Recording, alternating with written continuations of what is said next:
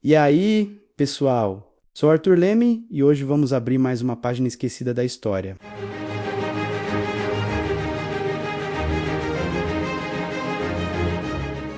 Muito antes de os grandes impérios do Ocidente se consolidarem, o mundo oriental já guardava segredos que ecoariam pela eternidade. Foi num tempo de lendas, deuses e profecias, onde o destino da humanidade estava prestes a ser reescrito, não por uma guerra, mas por um despertar de consciência, em algum lugar do século VI a.C., nos sopés do Himalaia, um príncipe nasceu, seu nome era Siddhartha Gautama, mas seu nascimento foi acompanhado por uma profecia enigmática. Ele se tornaria ou o maior governante que o mundo já viu, unificando reinos sob seu comando, ou um grande asceta, um ser desperto que renunciaria a tudo em busca da verdade universal. Para seu pai, o rei Sadodana, a escolha era clara. Ele não perderia seu herdeiro para o mundo espiritual. E assim começou a construção de uma ilusão perfeita, uma prisão dourada. O palácio de Siddhartha era um jardim de prazeres constantes. Música, dança, banquetes e luxos preenchiam cada momento. As regras eram simples e absolutas. Nenhuma menção à velhice, nenhuma visão da doença, nenhuma sombra da morte. Servos idosos eram dispensados, flores murchas eram trocadas antes do amanhecer. Ele se casou com a bela Yasadhara e teve um filho, Rahula. Tinha tudo o que um homem poderia desejar. Mas em meio a toda essa perfeição orquestrada, um vazio silencioso crescia em sua alma.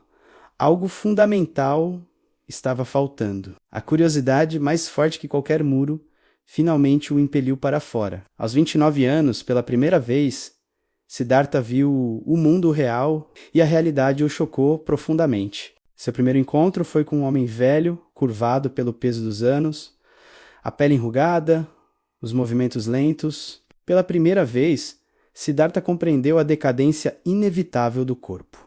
A juventude não era eterna. Pouco depois ele encontrou um homem doente, gemendo de dor à beira da estrada. Ele viu a fragilidade da saúde, a vulnerabilidade de todos os seres vivos, a enfermidades que podem surgir a qualquer momento. O palácio nunca lhe mostrara isso. O terceiro encontro foi o mais avassalador. Uma procissão fúnebre carregava um corpo sem vida para a cremação. Siddhartha testemunhou a consumação do sofrimento, o fim inegociável que aguarda a todos. A morte e a impermanência de tudo o que ele conhecia se revelou de forma brutal. O palácio, antes um paraíso, agora parecia um sepulcro dourado, um lugar que apenas adiava o inevitável. Mas houve um quarto encontro. Um asceta errante, com a cabeça raspada e um manto simples. Caminhava com uma serenidade que contrastava com todo o caos e dor que Siddhartha acabara de descobrir. Naquele homem, ele não viu desespero, mas esperança. Viu um caminho. A tragédia universal da existência havia se revelado, e agora uma possível saída também.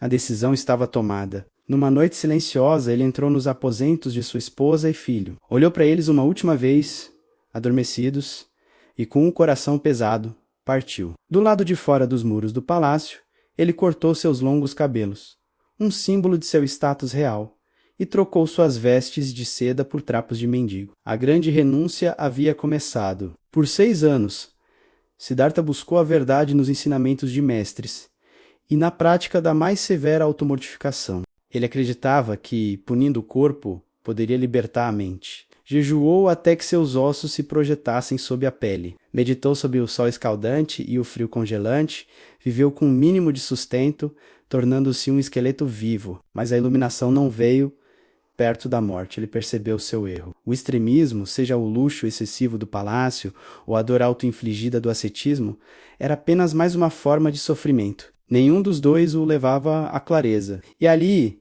ele descobriu o caminho do meio, um caminho de moderação e equilíbrio. Revigorado por uma simples refeição de arroz com leite, Siddhartha caminhou até uma grande figueira. Ele se sentou sob seus galhos e fez uma promessa a si mesmo. Não se levantaria dali até que tivesse encontrado a verdade sobre o sofrimento e sua cessação, mesmo que seu corpo se decompusesse. Aquele lugar se tornaria conhecido como a Árvore Bode. Enquanto ele mergulhava em profunda meditação, uma força sombria surgiu. Mara, o senhor da ilusão, o tentador, viu a determinação de Siddhartha como uma ameaça ao seu reino de desejos e apegos. Ele iniciou uma série de ataques psicológicos. Primeiro, enviou exércitos de demônios para instilar o medo. Depois, conjurou visões de suas belas filhas para seduzi-lo com luxúria. E, por fim, sussurrou em sua mente, questionando seu direito à iluminação, atacando sua vaidade. Mas Siddhartha permaneceu imóvel. A cada ataque, ele olhava para dentro, reconhecendo a ilusão pelo que ela era. Como último gesto, quando Mara exigiu saber quem era sua testemunha para tamanha busca, Siddhartha não respondeu com palavras. Ele simplesmente tocou o chão com a ponta dos dedos. Em resposta, a própria terra tremeu, testemunhando suas incontáveis vidas de esforço e mérito. Mara e suas ilusões foram derrotados. Naquela noite, sob a luz da lua cheia, a mente de Siddhartha se abriu. Em um instante de clareza absoluta, seus olhos se abriram para a teia invisível, que entrelaça o destino de cada ser. Compreendendo a profunda e inegável unidade de toda a existência, ele mergulhou nas raízes da dor humana, desvendando os segredos do apego e da ilusão, e identificou com precisão a origem silenciosa de todo o sofrimento que aflige a alma. E diante dessa verdade, desenhou-se à sua frente a trilha luminosa de transcendência, o mapa definitivo que conduz o espírito à paz eterna e à sua completa libertação. Ele atingiu o Nirvana.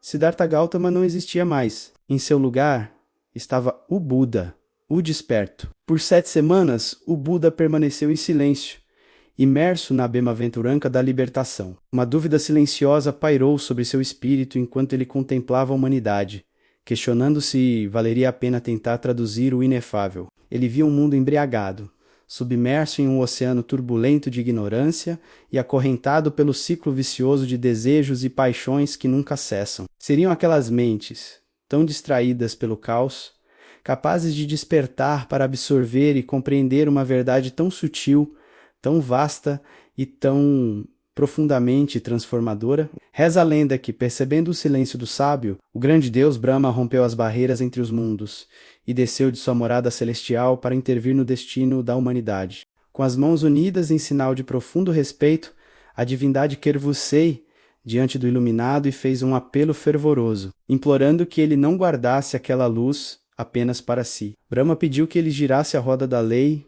e ensinasse o caminho da verdade, pois somente assim haveria esperança e cura para o bem de todos os seres sencientes. Movido pela compaixão, Buda foi ao Parque dos Servos, em Sarnath, onde encontrou seus 5 antigos companheiros ascetas. Ali, ele girou a roda do Dharma pela primeira vez, proferindo seu primeiro sermão. Ele ensinou as 4 nobres verdades.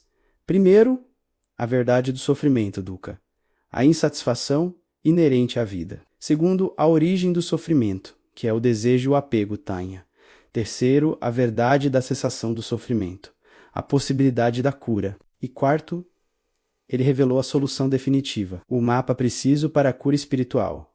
O caminho que leva à cessação total do sofrimento, ele o nomeou de nobre caminho óctuplo, um sistema integrado e prático que equilibra perfeitamente os 3 pilares do desenvolvimento humano: ética, disciplina mental e sabedoria. Este guia transforma a vida diária através de passos concretos como a fala correta, a ação correta e a atenção plena, ferramentas essenciais para purificar a mente. Ele fundou a Sangha, a comunidade de monges e monjas, que era em si uma revolução social. Em uma sociedade rigidamente dividida pelo sistema de castas, Buda aceitava a todos, reis e mendigos, comerciantes e cortesãs. Para ele, o valor de uma pessoa não estava em seu nascimento, mas em suas ações e na pureza de seu coração. Por 45 anos, ele caminhou pela Índia, ensinando incansavelmente. Aos 80 anos, aceitou com serenidade uma refeição oferecida por um ferreiro,